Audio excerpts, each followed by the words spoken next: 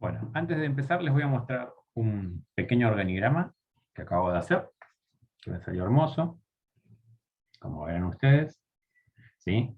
4 niveles jerárquicos que tenemos yendo de arriba hacia abajo. Cumple con la idea de pirámide, ¿sí? Abajo son más que arriba, eso generalmente es algo que ocurre. Y yo les pregunto, si ustedes ven este organigrama, ¿es una organización centralizada o descentralizada lo que están observando? Centralizada. Centralizada. Para mí, no. Para Rocío, no. ¿Qué opinan los demás? ¿Centralizada o descentralizada? Y Para mí es Para descentralizada. mí, sí. centralizada, yo creo. Centralizada. Pues se mantiene el poder como en la cúpula sería. Para mí no se sabe, depende. Podría ser centralizada o descentralizada. Tomás le mandó un gris, cosa de que va bien el gris. En alguna le va a pegar. ¿Y el resto qué opinan? Para mí es descentralizada también. ¿Descentralizada? Sí. ¿Por qué, Mariela, te parece descentralizada?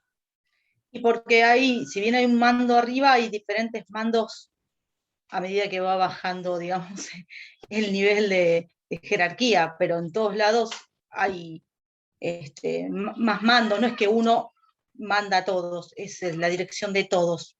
Hay varias, está como repartido, si bien hay uno arriba de todo, después la organización se va repartiendo, cada vez más bajo, pero no hay una sola cabeza para todos. Eso es lo Igual algo importante. Estos cuadraditos que ustedes ven acá no son personas. ¿Sí? Son sectores. Son departamentos. Cada uno de estos sectores puede tener una persona o puede tener 50, no sabemos. ¿Sí? Imagínense que acá abajo está el área de producción de la empresa. Y quizás son 200 empleados. Que sea un cuadradito no significa que sea una sola persona, ¿está bien? Y lo mismo acá arriba puede haber un gerente general, o puede haber, por ejemplo, como pasa en algunas empresas, un directorio, una presidencia, bueno, una junta, ¿sí? No sabemos exactamente qué es lo que hay. Bueno, la respuesta correcta, lamento decirles, que es gris, es la de Tomás. Tomás tiene razón. Y la respuesta es, muy bien Tomás, la respuesta es no se sabe. No se sabe y depende porque simplemente viendo el organigrama yo no puedo determinar dónde se toman las decisiones. Porque tranquilamente las decisiones se pueden tomar en todo este sector o tranquilamente se pueden tomar en este sector. Que haya muchos niveles jerárquicos no implica que la organización sea descentralizada, que haya muchos jefes, supervisores, no implica que haya una descentralización. ¿Por qué? Porque quizás todos estén respondiendo a su superior que responde a su superior. Y al mismo tiempo que veamos que el organigrama tenga la forma de una pirámide y que apunte siempre hacia un único sector o hacia una única persona, tampoco implica que sea centralizada, ¿sí? Esta persona puede ser la que coordine a todos, pero sin embargo les dé posibilidad de toma de decisión a cada uno, ¿sí? La centralización o la descentralización tienen que ver con el lugar donde se toman las decisiones. Y en el organigrama eso no se ve. El organigrama es una foto de la estructura. Pero la toma de decisiones tiene más que ver con una parte viva de la organización, tiene más que ver con la dinámica de cómo funciona esa organización. No cómo está dividida, sino cómo es el funcionamiento. Y en ese funcionamiento yo puedo darle a mis empleados poder de toma de decisiones o no, o concentrarlo en mí. ¿Se entiende? ¿Sí? Así que es con trampa. Generalmente, cuando lo muestro, la mayoría tiende a pensar de que es centralizada, pero porque tiene que ver con esta idea de pirámide en la que todo depende de uno. Pero no significa que se tome todas las decisiones. ¿Está bien? Bueno. Visto esto, que es un poco, tiene que ver con lo que venimos hablando en la materia hasta ahora, tanto cuando hablamos de el capítulo 7 y de las distintas funciones del administrador, como cuando hablamos en el capítulo 8 de los tipos de organización, tiene que ver también con el armado de una estructura organizacional y de cómo va a funcionar. Uno de los temas que vamos a ver hoy está muy ligado con esto. Cuando yo señalé el organigrama y les dije que cada cuadradito no es una persona, creo que fue Rocío que dijo, es un departamento. ¿No? ¿Fuiste vos, Rocío? Bien. ¿Qué es un departamento?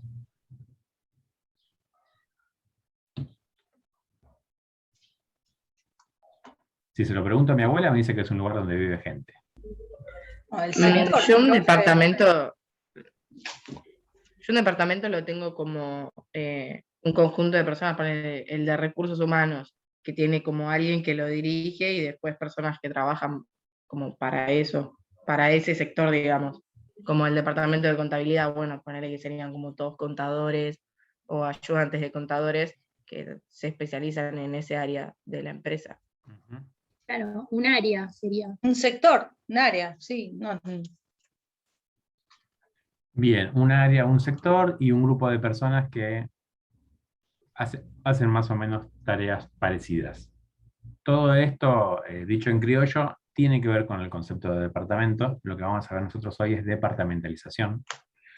Y la departamentalización creo que es una de las pocas definiciones que dicto en la materia, ¿sí? Así que los invito a que aquellos que están tomando nota, que tomen nota, porque después vamos a desglosar un poco esta definición. Vamos a decir que departamentalización es la diferenciación horizontal de la organización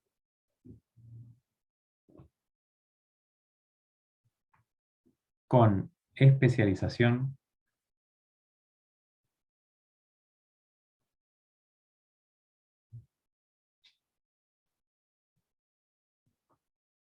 diferenciación horizontal de la organización con especialización y agrupamiento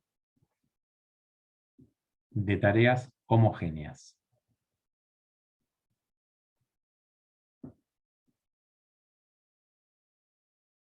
Agrupamiento de tareas homogéneas, según un criterio determinado.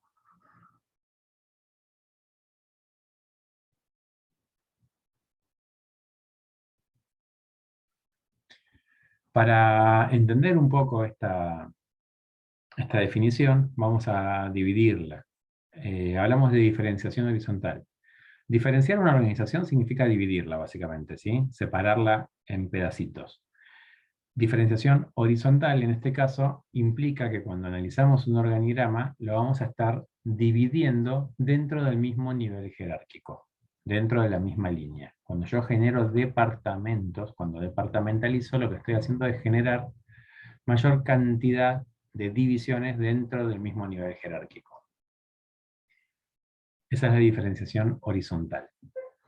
Las organizaciones, como vimos un poco en la clase pasada cuando hablamos de organización lineal, sufren también una diferenciación vertical, que implica aumentar la cantidad de niveles jerárquicos. Hablamos de vertical cuando, analizando el organigrama, la organización crece lo que llamamos a lo alto, ¿sí? En este sentido. En cambio, hablamos de horizontal cuando vemos que la organización crece a lo ancho, en este sentido, ¿sí? Dentro de un mismo nivel jerárquico yo voy a generar nuevos sectores. Por eso horizontal y vertical tienen que ver con hacia dónde se expande la organización. Cuando uno hace una diferenciación vertical, lo que está buscando es aumentar el control de la organización. ¿Se acuerdan que en la clase pasada hablábamos un poco de lo que es el ámbito de control? Que es, ámbito de control es un concepto que significa cuánta gente yo puedo controlar, según el tipo de tarea. Ese profe, Sí, ¿en la vertical o en la horizontal? Aumentar el control de la gente En sería la en la vertical. en la En la vertical. vertical. ¿Sí? Porque estoy generando nuevos mandos medios, nuevos niveles jerárquicos. Si yo tengo a mi cargo 20 personas, y quizás el mando de control de la tarea que estoy realizando es de 5, es decir, es una tarea que requiere que para poder controlarse no tenga mucha gente, lo que voy a necesitar es generar un nuevo nivel jerárquico en el cual yo controle a 4 supervisores y cada uno de sus supervisores controlen a 5 empleados. Entonces, en lugar de yo controlar a 20, lo que hago es generar un nuevo nivel con supervisores que controlen a esos 20. Y yo simplemente controlo a los 4 supervisores. ¿Sí? De esa manera facilita el control. Yo tengo que controlar a 4 y cada supervisor tiene que controlar solamente a 5. De la otra manera, yo tengo que controlar el trabajo de 20. ¿Bien? Entonces, la diferenciación vertical nos ayuda a aumentar el control dentro de la organización. En cambio, la diferenciación horizontal, que es de la que se desprende el concepto de departamentalización, nos va a permitir aumentar la especialización dentro de la organización. La diferenciación horizontal entonces nos genera especializarnos. ¿Qué significa esto? Que si yo en un momento hago de todo dentro de la empresa, y imagínense, soy un gerente que se encarga de la parte de compras, de producción, de ventas y de recursos humanos. ¿Sí? Me hago cargo de todo eso.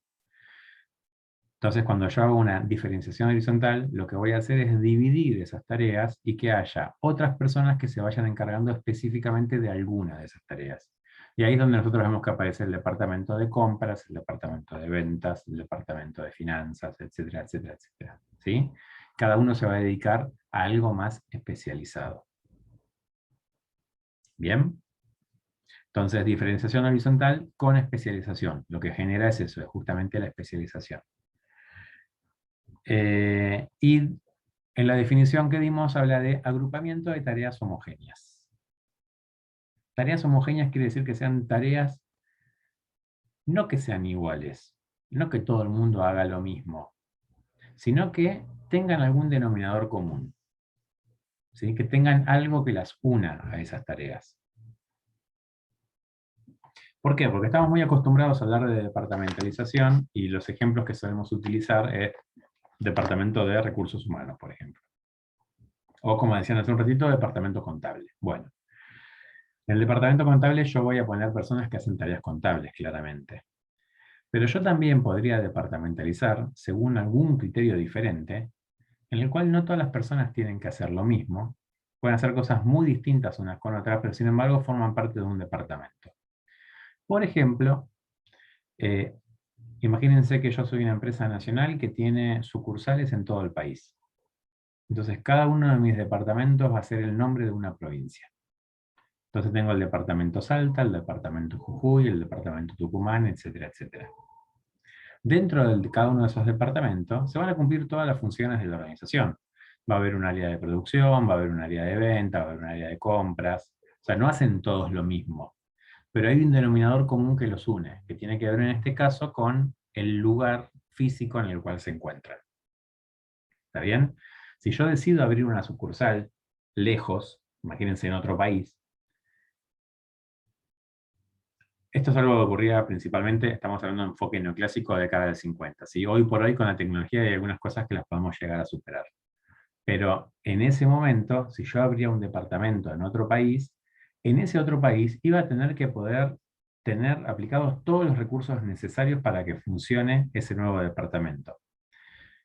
Imagínense ustedes, si abren una oficina en otro lugar, van a necesitar una persona de sistemas, van a necesitar un empleado administrativo, van a necesitar una persona de ventas, van a necesitar alguien que compre, ¿sí? Van a necesitar que cada una de las funciones que cumple la organización también se cumplan en ese lugar.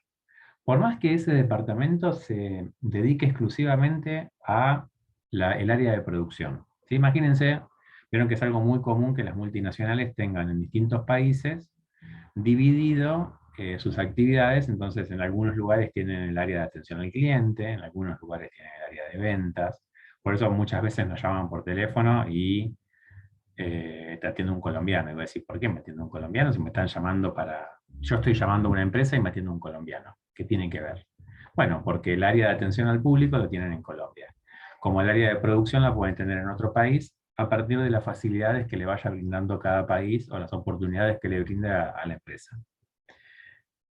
Por más que ese área se dedique exclusivamente a atención al cliente, voy a necesitar tener también otras áreas de apoyo. Por ejemplo, un área administrativa.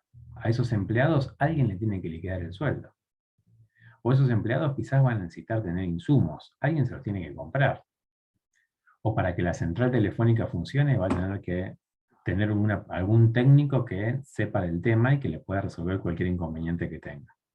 ¿Está bien? Entonces, más allá de que la función sea específica de ese departamento, al estar alejado, implica que tenga que tener también otras funciones incorporadas.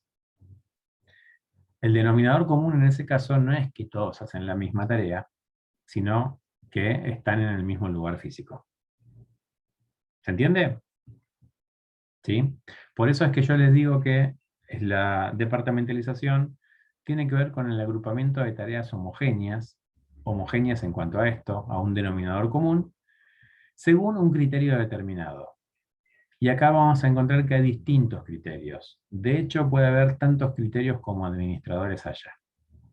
¿Sí? Cada administrador puede formar su propio criterio. No hay un manual que establezca cuál es la manera de departamentalizar una organización.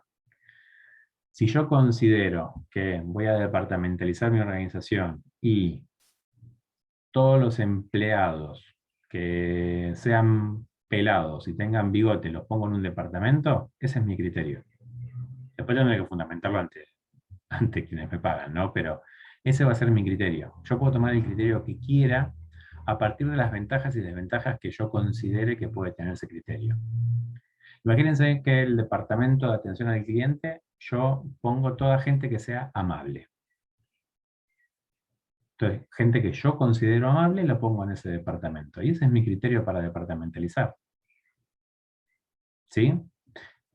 No hay, insisto, nada escrito, o sea, no hay nada estricto acerca de cuáles son los criterios que uno tiene que tomar.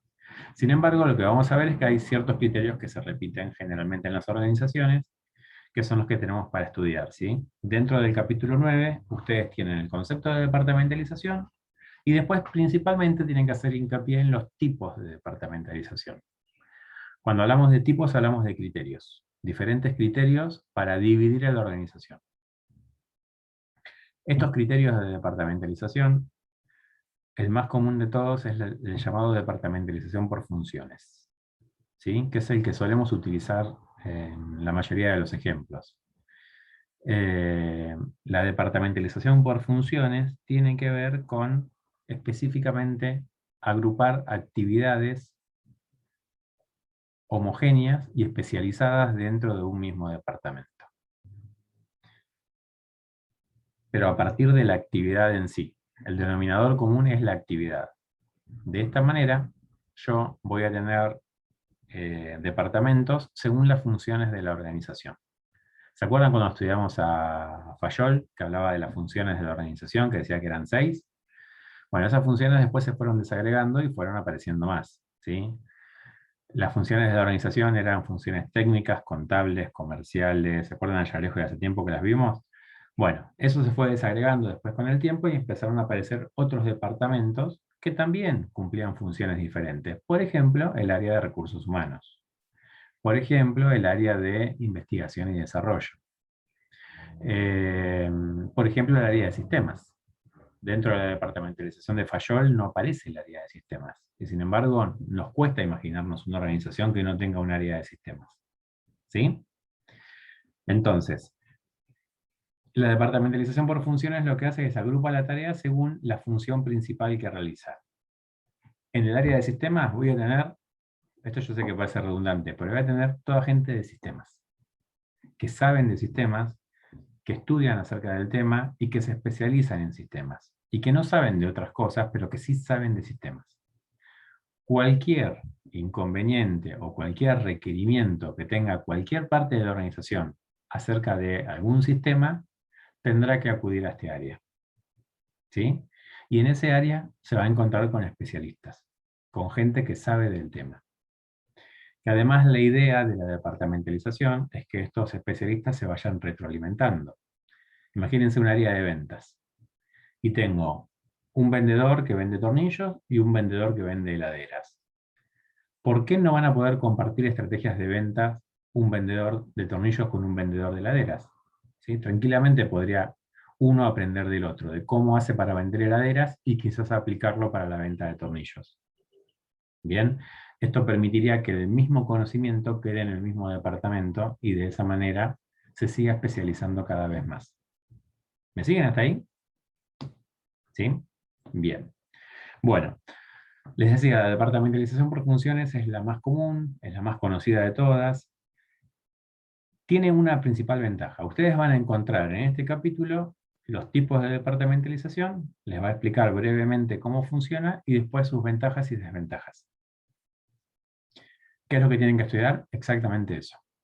Tipo de departamentalización, ventaja y desventaja. Y el concepto de departamentalización. La departamentalización por funciones tiene una principal ventaja. Y es que es muy fácil de entender. ¿Sí? Si yo digo departamento de producción, no tengo dudas de qué es lo que hay adentro. ¿Sí? Ahora, si yo digo departamento de Salta, yo no sé si el área de Salta se dedica a producción, se dedica a venta, hace de todo un poco, qué es lo que vende, si es que vende. ¿Se entiende? En cambio, la departamentalización por funciones no genera dudas acerca de qué es lo que pasa ahí adentro. Al ser fácil de entender, también es fácil para la organización implementarla porque no genera duda entre los empleados de a quién tengo que acudir, dónde tengo que hablar, quién es responsable por esto. ¿Sí? Es más fácil de determinar. Si ustedes trabajan en una empresa y tienen un problema con su sueldo, saben que lo tienen que hablar con recursos humanos. ¿Sí? Y no hay dudas. Si hay un área de recursos humanos y me liquidaron mal el sueldo, lo tengo que hablar ahí. ¿Está bien? Entonces, esa es una de las principales ventajas que tiene. Además, nos permite ahorrar recursos. ¿Por qué? Si yo tengo, por ejemplo, un área de sistemas, quizás esa área de sistemas adentro tiene 3 empleados. Pero con esos 3 empleados me alcanza para cubrir todos los problemas de sistemas que tenga la organización.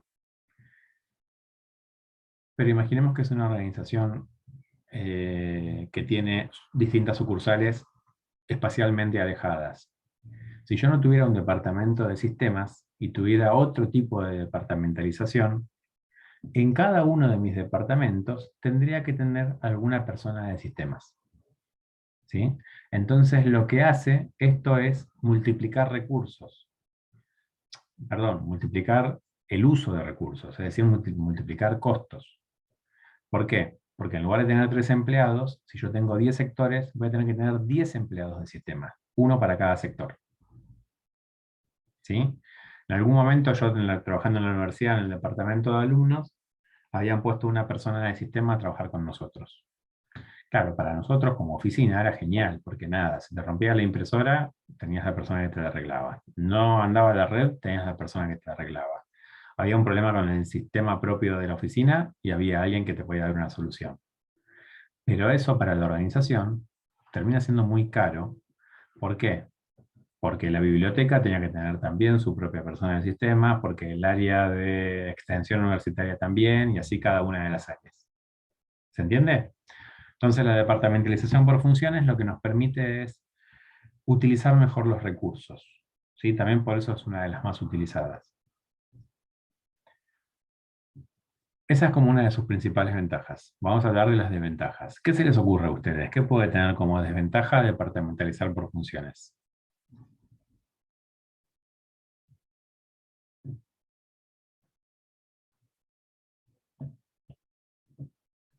La falta de comunicación puede ser. La falta de comunicación Sí, entre, bueno, entre los departamentos, ¿no? entre claro. los departamentos. Eso también. Bien. Como ¿Por qué? el tema de cumplir el mismo objetivo, siendo departamentos, por ahí llega la información, pero llega tarde o mal. Bien, puede ser. Lo único que se me Muy bien. ocurre. Ujú. Ujú. Perfecto. ¿Qué más? ¿Qué más se les ocurre? Puede ser que cada departamento se fije por el bien de su departamento y no se fije en el resto, digamos. Exactamente. Esa es una de las principales cosas que ocurre con este tipo de departamentalización. Cuando yo tengo en un sector muchos especialistas acerca de ese sector, tienden a tener una mirada sesgada. ¿Vieron los caballos que le ponen anteojeras? ¿Sí? Las anteojeras de los caballos, ¿saben para qué funcionan? Para que el caballo no mire para los costados, sino que fije la vista hacia donde lo están guiando. Bueno, Acá pasaría algo parecido. Se produce un efecto antiojera que es, si somos todos especialistas y todos sabemos del mismo tema, tenemos todos la misma mirada del tema. Metan en una oficina a 10 contadores y van a tener miradas contables de las cosas. Metan en una oficina a 10 economistas y todo va a ser números. Alguna vez una profesora que tuve en la universidad, que era economista, me dijo que ella nunca elegiría a un político economista para un cargo ejecutivo, porque los economistas, según ellas, ven números nada más. Entonces no ven personas, sino que ven indicadores. Entonces la mirada de ese departamento va a estar sesgada por el carácter profesional de los especialistas que están adentro.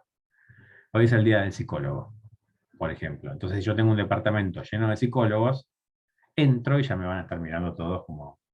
me voy a sentir analizado en el momento. ¿Sí? Aunque a veces necesitamos un grupo grande de psicólogos para analizarnos, pero no creo que estaría bueno entrar a un lugar que esté lleno de psicólogos, exclusivamente. Entonces, la departamentalización por funciones va generando eso, ¿sí? Va generando lo que se llama departamentos estancos. ¿Qué quiere decir esto? Departamentos separados del resto. El área de ventas, siempre doy el mismo ejemplo, pero porque es muy claro, el área de ventas quiere vender. Porque encima aprendimos, desde Taylor, y desde el concepto de hombre económico, que a los vendedores les gusta ganar plata. Por lo tanto, les pago por venta realizada. Les pago con comisión. Entonces, los tipos van a estar desesperados por vender. Y no les importa otra cosa. Y no les importa en qué es lo que está vendiendo o cómo lo están vendiendo. Les importa vender. Porque de eso depende su sueldo. Y hay veces que una organización necesita no vender. O vender de otra manera. O vender otro producto. ¿Sí? Ustedes tienen un producto, quieren lanzar un producto nuevo, y los vendedores no están convencidos de ese producto nuevo.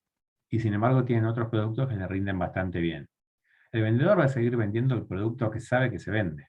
No va a querer intentar vender uno nuevo, porque cuando querés intentar vender uno nuevo, quizás no vendes ninguno. Entonces el vendedor que dice, no, yo sigo con el que ya sé, porque ese lo vendo seguro. Y porque mi sueldo depende de eso. Bien, entonces el objetivo organizacional se pierde a partir de los objetivos departamentales, que tienen que ver con lo que decían tanto Rocío como Araceli de la falta de comunicación. ¿Sí? La idea general de a dónde apunta la organización se puede llegar a perder a partir de que el departamento se cierre en sí mismo y que estos especialistas tengan solo una única mirada de la cosa y se pierdan la mirada global. Bien, si ustedes hablan con una persona que trabaje en cualquier empresa, van a darse cuenta que según el lugar en el que trabaje, ese lugar va a ser el más importante de la empresa. ¿Sí? La persona lo va a defender y lo va a entender como que es la parte fundamental de la empresa. Yo cuando empecé a trabajar en la universidad trabajaba en el rectorado. Estuve durante un año más o menos trabajando en el rectorado. Y todo pasaba por ahí. O sea, ahí estaban los que decidían, ahí estaban las altas esferas de la universidad en ese mismo lugar.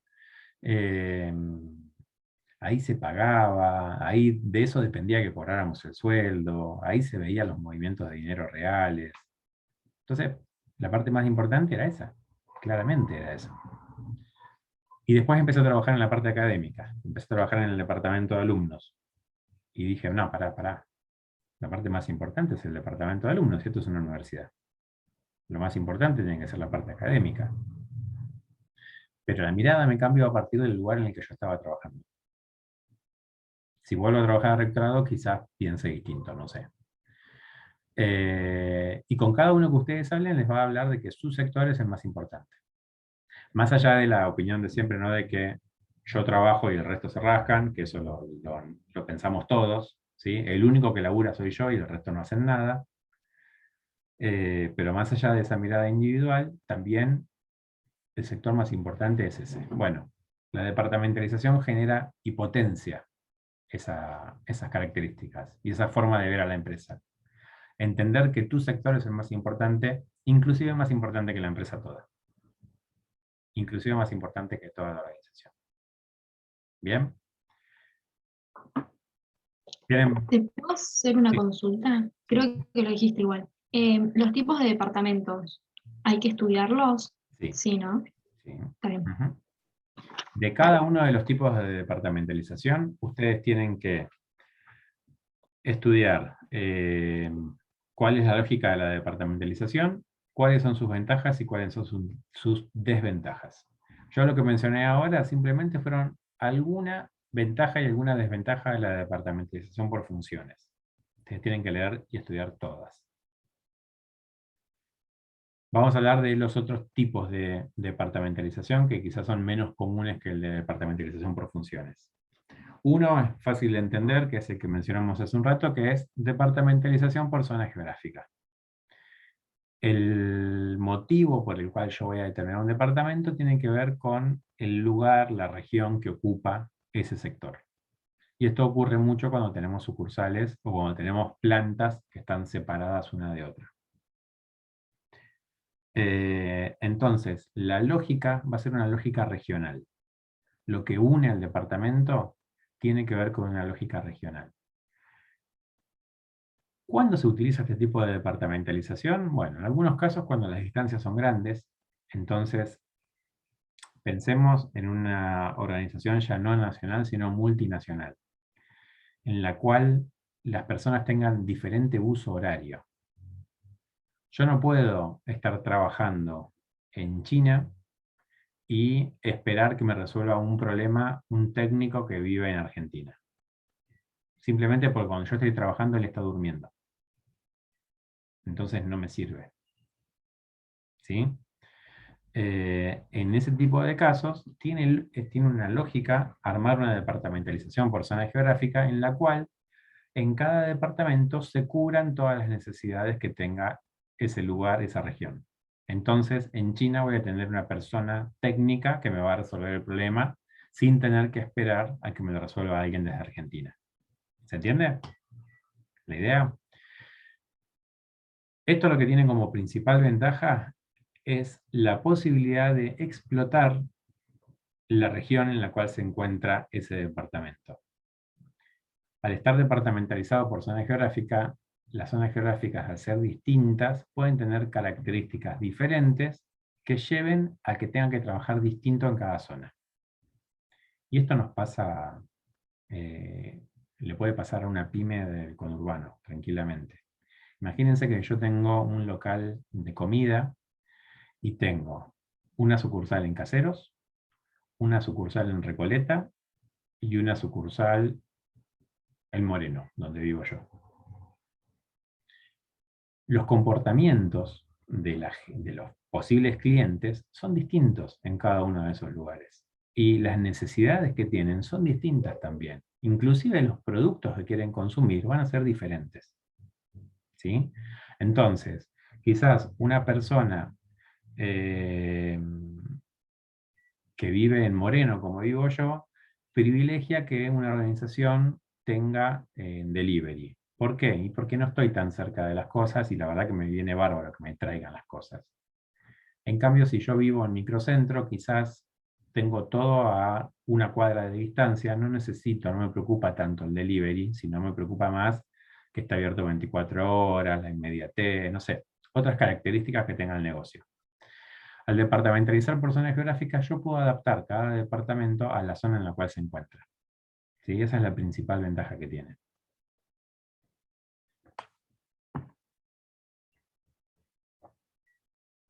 Pasa inclusive hasta con McDonald's.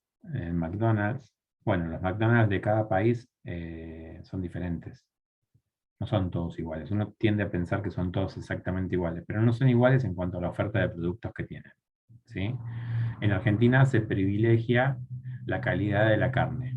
Entonces te ponen una foto con una hamburguesa que es así de ancha de carne. Mentira, pero bueno, uno la ve en la foto así de ancha. ¿Por qué? Porque a los argentinos nos gusta comer carne. ¿Sí? En otros países privilegian otras cosas. Bueno, se está por cortar, así que entramos de vuelta y seguimos con esto.